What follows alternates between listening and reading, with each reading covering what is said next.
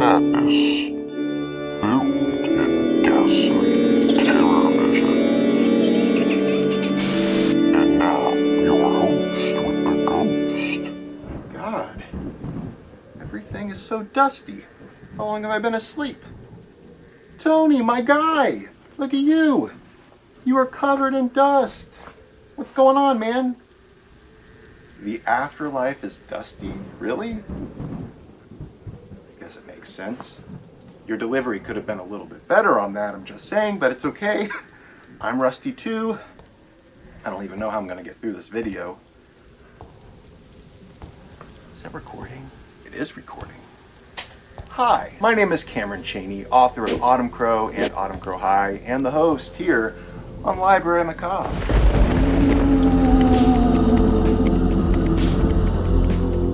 I just recently rose from the grave to resurrect the channel, and I have quite a few books that have piled up over the past year since I've posted a book haul. So this will be the first of many book hauls to come. In this book haul, I'm going to be showing you all of the vintage horror paperbacks that I have acquired from Zebra Books, Pinnacle Books, Dell and Tor Books. This isn't everything though. There's going to be a whole lot more vintage horror to show you in coming videos, but I'm trying to categorize these kind of by publisher and theme, so I'm going to make it as easy and digestible as possible. So, Tony, are you ready? Maurice, are you ready? Hey, Tony, be nice to Maurice, okay? He's just a baby. It's okay, I hate babies too. So I think what we're gonna do is start with this little stack right here of Tor vintage horror books. So first off, we have a book that I was very excited to find in a used bookstore. How should I do this? I think we'll show it this way. If there's a glare, I'm really sorry. I'm using a new ring light, and I've been dead for a while. I'm a little rusty when it comes to technology and equipment, so I'm doing my freaking best, okay? Just lay off of me. Here we have The Hunt by James Howard Kunstler. Kunstler? This is published by Tor in 1988. I found this in a used bookstore, and the afterlife, of course, because I've been dead.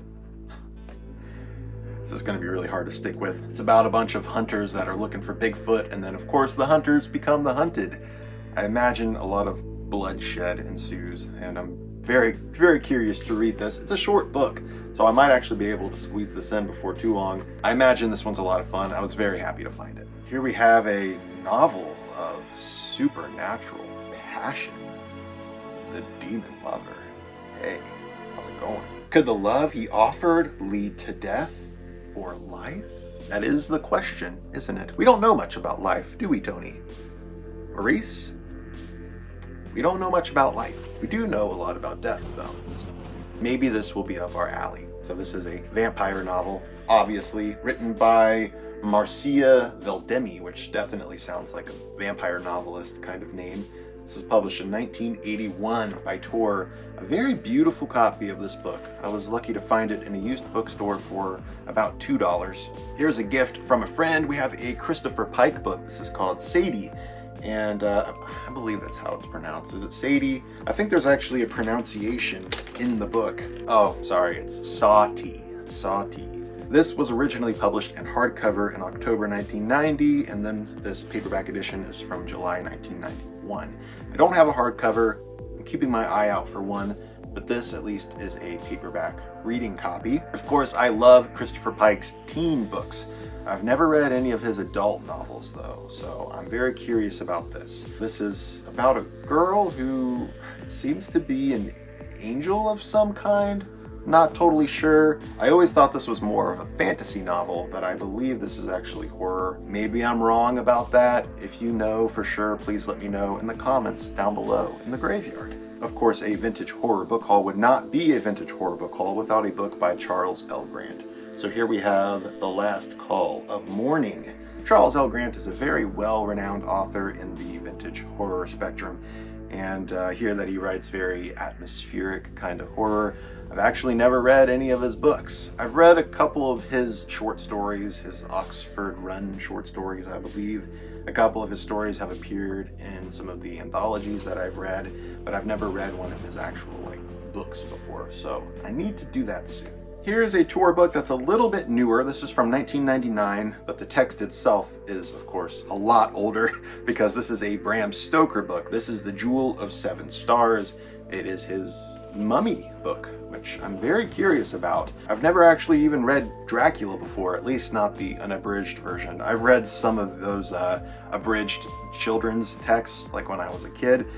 I've never read any of his mummy books, so I'll have to check this out. Here's another one that a friend gave to me. It's actually categorized as dark fantasy. It's a Mercedes Lackey book called Jinx High, and this actually sounds a whole lot like Buffy the Vampire Slayer. This is, of course, aimed at adults. It's not young adult, even though it does take place at a high school.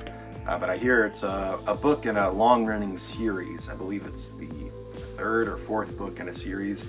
And my friend said I don't have to read the others in order to read this, but part of me kind of wants to find those other books and give those a read before I get to this one. We'll have to see. Here we have a book by Robert Bloch. This is called The Night of the Ripper, another one from Tor Books. This one was originally published in 1984, and this printing is from 1986. It is a book about Jack the Ripper. I'm sure you could have guessed. By Daniel Rodas, we have Adversary. This is categorized as occult fiction. 4 humans and a demon in human form gather before a simple stone altar. Satan himself hears their prayers for wealth, for knowledge, for love, for revenge, and for power beyond any mortal's dreams. So we have a satanic horror thingy. It was the 80s. After all, everybody was afraid that they were going to be sacrificed to Satan. Here we have a Tor anthology. This is a book that has 3 novellas of horror and the fantastic. Dana Anderson, Charles D. Lent, and Ray Garton, of course. I'll probably put this on my Ray Garton shelf. So this one is called Cafe Purgatorium, which is a great title. Holy heck. Love that title. And it's in very, very nice condition. Actually, most of these books are in really nice shape. Here we go. We have a very nice die-cut step-back book. So this is called There He Keeps Them Very Well by Claire McNally. Claire McNally was kind of a V.C. Andrews type of author. Wrote gothic stories and horror books that usually had a similar cover to a lot of V.C. Andrews books. So of course we have that step-back art right there, which looks very cool. It's simple enough, not quite as good as V.C. Andrews covers, but I like it. I like it a lot. So this is about a woman whose husband is murdered, her children are taken, and then 30 years later, the same thing is happening, and she has to go back into the past and try to uncover those secrets about what happened to her family. So yeah, sounds interesting. Great title too. There He Keeps Them Very Well. I love that. Next, we have a little stack of Dell Abyss books from the 90s. I've been trying to amass a collection of these that are in good condition. It's been a little bit hard. I have quite a few that are in really great shape, but these ones aren't in the best condition. These are just going to be placeholders for me. So we have Penance by Rick R. Reed. A lot of these Dell Abyss books are a little bit more highbrow.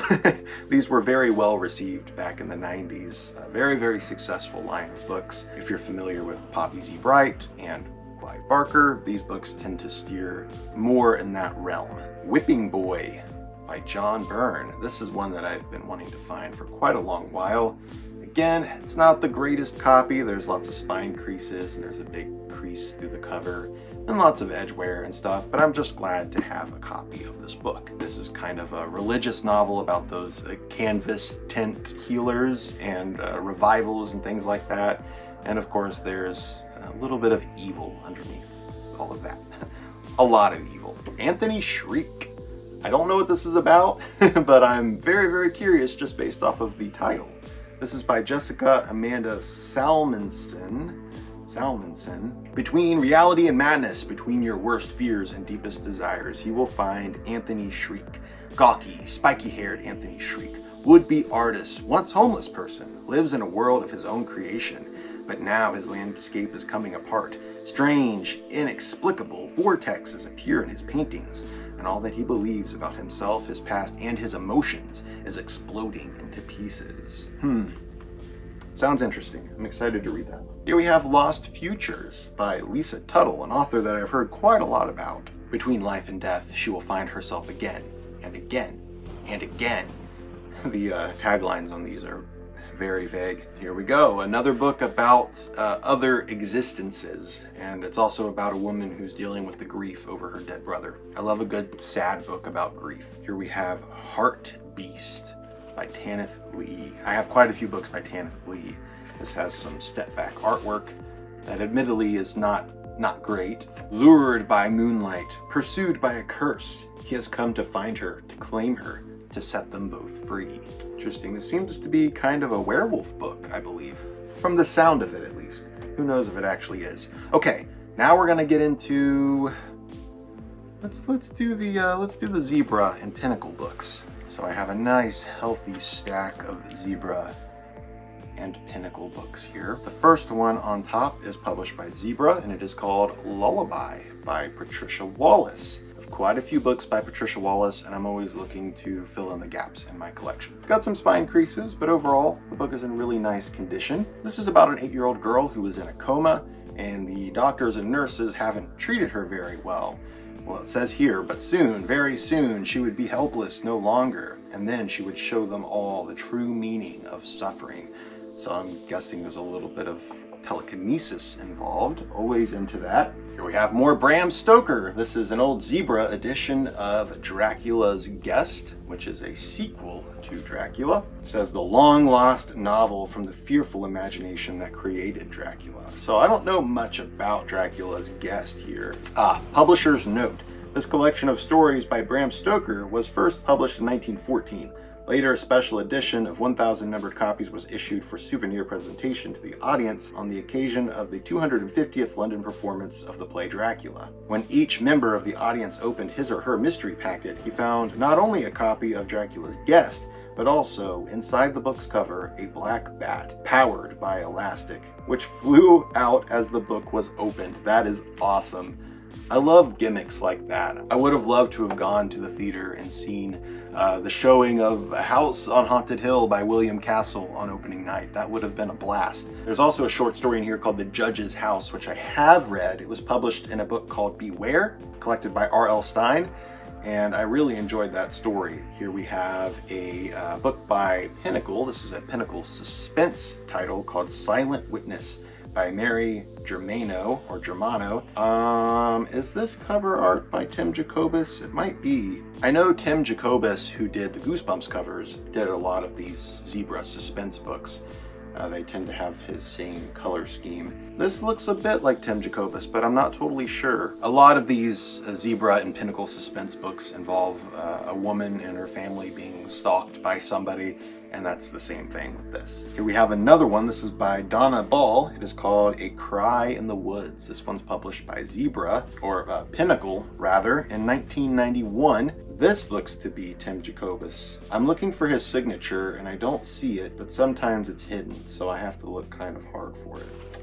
Yeah, there it is. His signature is right there above the S, so that is a Tim Jacobus cover right there. Yeah, the terrors of Laura's past seemed left behind forever. As the surrounding woods seemed to close in upon her, Laura's dream house was turning into a mother's worst nightmare. Here we have another Zebra book by Patricia Wallace. She also wrote a couple of those suspense books herself.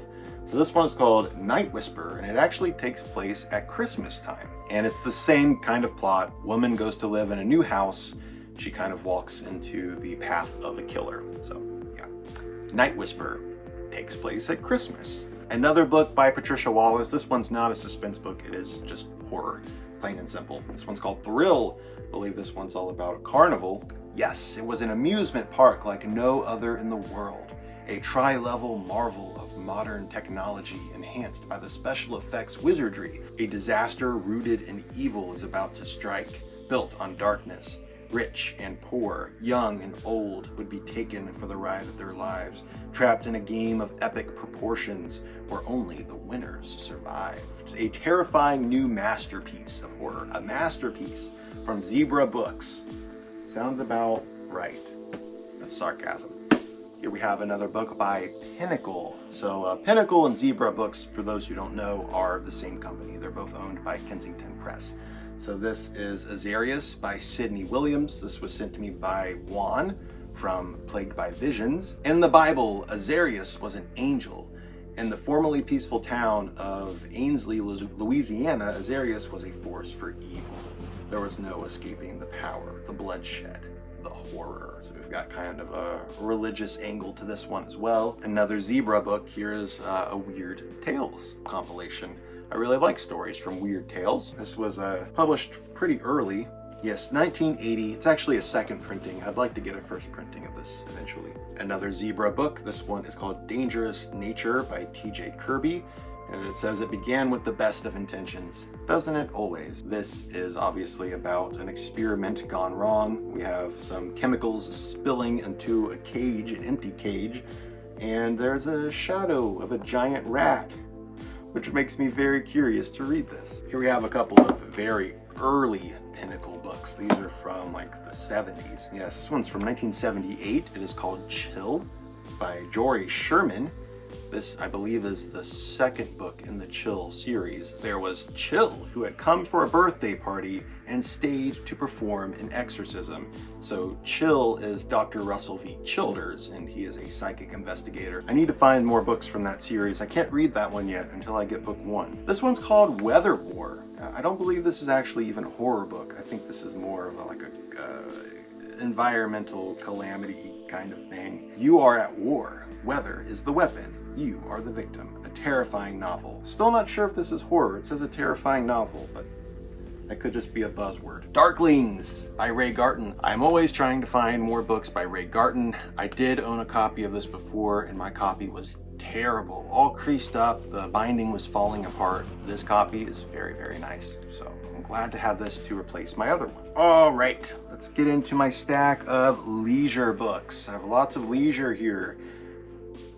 Sorry, Maurice, you're gonna have to move. Here we have a bit of a holy grail. Hear the Children Cry by R.J. Hendrickson, who is Ruby Jean Jensen. This is one of her very early books published by Leisure in the early 80s. This is one that I have been looking for a very, very long time. And a friend of mine sent this to me, and I was so surprised and so happy to have this. So there we go. A very early book for my Ruby Jean Jensen collection. And let's see here. I think this is the only other older leisure book that I have. This is The Immortal by John Tigges, or Tidges. I've heard it pronounced both ways. This is from 1986.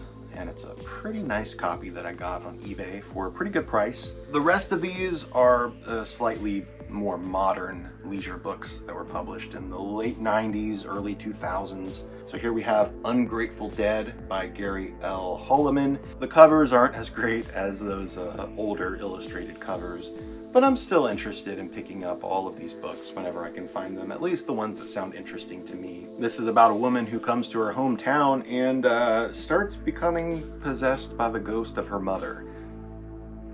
Actually, it sounds really good. I'm actually very, very excited to read that one. Here we go. We have a book by Deborah LeBlanc, who writes a lot of Southern Gothic kind of books. I always try to pick hers up whenever I can find them for cheap. Black River Falls by Ed Gorman, which is actually labeled as a thriller. I just really like the embossed cover on this one. The book is completely embossed. The story itself sounds rather generic on this one, but I've heard a lot of good things about Ed Gorman, so I was just curious to check out one of his books. We'll see. Here we have kind of a classic. We have Richard Lehman's The Beast House. And I actually own a first edition of this right here. This is from Paperbacks. It has a much better cover, as you can see. Here we have another book by Ray Garton, and unfortunately there's a really pesky sticker on the cover of this book that I'm gonna have to try to get off, but it's kind of a pain in the butt. So this is Bestial by Ray Garton. I believe this is an animal attack book. You might think there's a werewolf in town, but you'd be wrong. It's not just one werewolf, but the whole town that's gradually transforming. Okay, so not an animal attack, technically. It's actually a werewolf book. There's quite a few werewolf books that I have on my TBR that I want to read and see if I can recommend for videos sometime, so this might be an option for that. Welcome Back to the Night by Elizabeth Massey. Here we have a noose made out of barbed wire hanging from a tree. That's a pretty good cover right there. Pretty striking image. Looks very painful, actually. Wow, okay, Tony. Hey, Buddy, I'm just really glad that you came back from that. I know how hard it is to get staked in the heart as a vampire and still find a way to come back from the grave, but you managed to do it, man. Very proud of you. You've accomplished a lot. The Wind Caller by P.D. Kakek? Kakek? I don't know how you pronounce that, but the cover is very cool in a Photoshop-y kind of way. An evil wind. Demon Wind! It's one of my favorite 80s horror films. If you've not checked that out, give it a watch. It's pretty crazy. Bed Bugs by Rick Hatala. I'm always looking for more Rick Hatala. A book about bed bugs. I'm not a fan of spiders and bugs, but I had to pick it up. I had to. Gary A. Bronbeck. I've got a couple of his books here. So we have In Silent Dreams. I love the cemetery on that one. Not for the Squeamish, compelling and disturbingly graphic. A lot of these synopses are very, very vague, and they're just like, how far will this character go for the family he loves? Yada yada. So it doesn't really say much about the actual story, but the cover looks cool. Keepers by Gary A. Bronbeck. This one is an animal attack book. I'm pretty sure. Is it about werewolves? Zoo animals escape from the zoo and start wreaking havoc. So no, not about werewolves. I didn't put my foot in my mouth. The Taking by Donald Beeman. So this is about a malicious and evil force that is driving the main character on the very brink of insanity. But why him? And what could he do about it? Unless Sean could fight back somehow, his very soul would soon be ripe for the taking. And we have one more book in this haul, and then I will be back to you very soon with even more book hauls. So here we have a book by John Skipp. This one's called The Long Last Call. I have read a little bit of John Skipp's work before, but not a whole lot, and that's something I want to remedy pretty soon. This was a book given to me by my friend Michael, and yeah, it is a later book by John Skipp. He wrote a lot of his stuff in the 80s and 90s. This is about a well-dressed stranger that comes into a bar with a briefcase full of money. Kind of sounds like a make a deal with Satan kind of thing. Don't do that, kids. Don't make deals with Satan. Tony knows all about that, don't you, Tony? His life hasn't really gone according to plan. Speaking of, buddy, you're gonna need a haircut soon. It's getting a little crazy. Anyway, thank you all so much for watching. I hope you enjoyed this book haul. I will be back very soon with even more videos, including more book hauls, a lot more. So stay tuned. Thank you for watching, and I will catch you very soon. Later, creeps. That was really awkward. I'm way out of practice.